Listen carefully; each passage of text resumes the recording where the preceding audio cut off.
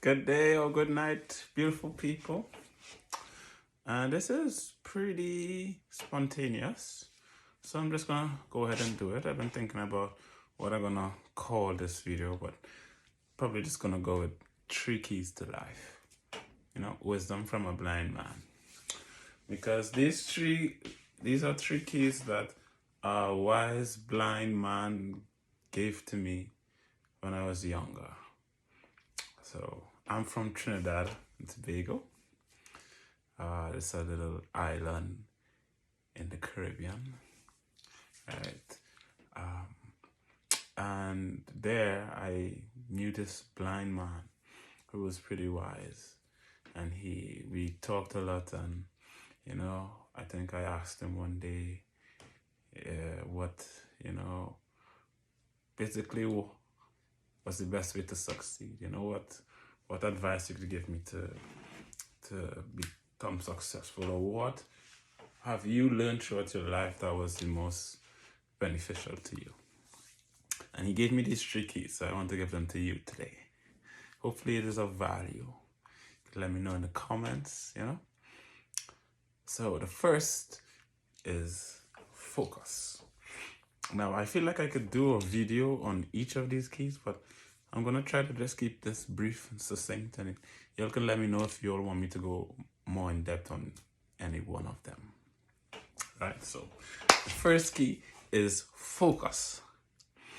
Now, all peak performers, one way or another, will find their way to this principle.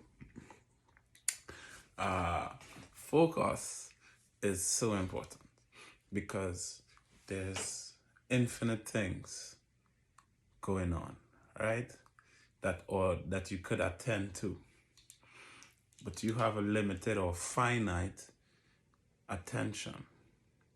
So you must select something to put your attention on, to attend to focus on. And so that's the first decision you're making every moment, what to focus on. As I said, there are infinite things, right? Your subconscious is processing millions of bits of information per second. You are not conscious of maybe 100 bits of that at any given time. So you have to choose what to focus on. And in that moment, what you focus on is your reality. Or that is what you experience, right? So focus answers the question of what, what to do. Because you have to focus on something that eliminates a lot of other things. That's mostly what selection does. It eliminates most things are irrelevant. So you focus, and then when you focus on something, you ascribe a meaning to it, right? So you must focus on something and then decide what it means. And that is what determines how you act. So if you learn to control your focus, you could do extraordinary things. So that's why meditation is a good practice, because that's what you practice in meditation. You practice focusing on your breath, for example. Focusing on your breath and learning to recognize when you get distracted and be able to come back to what you were focusing on. So that could apply to more things other than just your breath. If you learn how to focus, you could get yourself into the appropriate state for a certain situation and at the appropriate level of intensity of that state for that situation. And I think that is a worthwhile goal. So I could talk a lot about that, but I'm gonna keep it succinct. That's the first key he gave me. The second is balance. Now this is another great principle. You must have balance. this has really kept me a lot through life, right? Balance, he told me, answers the question of how. So, how? That's how you do things. You need to have balance. But what do I mean by that? There are multiple ways to look at it. You need balance in your thinking, for example, because as a mathematician, I have come to understand that the more perspectives you have on something, the better you understand it, right? So the more views you could get on something, the better you could understand that thing. So you have your own view. That's one view. Collecting other views from diverse people will increase your understanding of yourself and of others, right? And that is going to impact your relationships, which is arguably one of the most important things in your life, right? So you have to have balance. It is not about, it is not about if it's hot or cold is bad, right? It depends on your situation.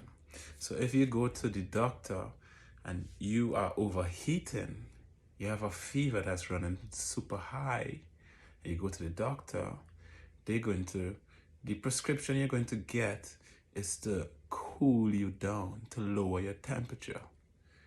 It doesn't mean that high temperature is bad or low temperature is bad. It's always, it's relative, and so you need the balance. So usually you need to take a step in the opposite direction. Another example is with inhibition in people, right? Some people are too inhibited and some people are not inhibited enough, right? And it's not a matter of whether inhibition is good or not. It depends on your situation. So that's balance I'm trying to show you. So if you are not inhibited enough, how you could tell is perhaps if you get in trouble a lot because of impulsive decisions. You took action without thinking. You do that a lot and you just find yourself in hot water because of it. You are the kind of person who is not afraid to tread where angels are afraid to go. Like the bull in the china shop kind of person. If you're that kind of person, then you're not inhibited enough. You need to practice inhibition. You need to think before you speak, right? Think before you act. But for the vast majority of people, we are inhibited, too inhibited. And so if you're too inhibited, you need to be less inhibited. You need to disinhibit yourself. And there are ways to do that, right? Various ways. So I'm not going to go into all of them right now. But one powerful way is by actually raising your voice, right?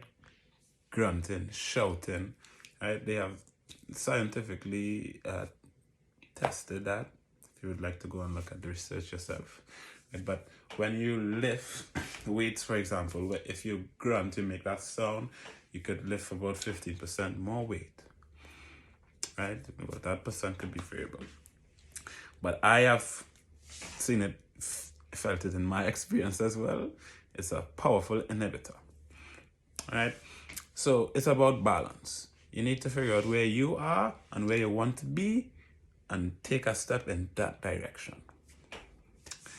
The last key, the third key, this wise blind man gave me was timing.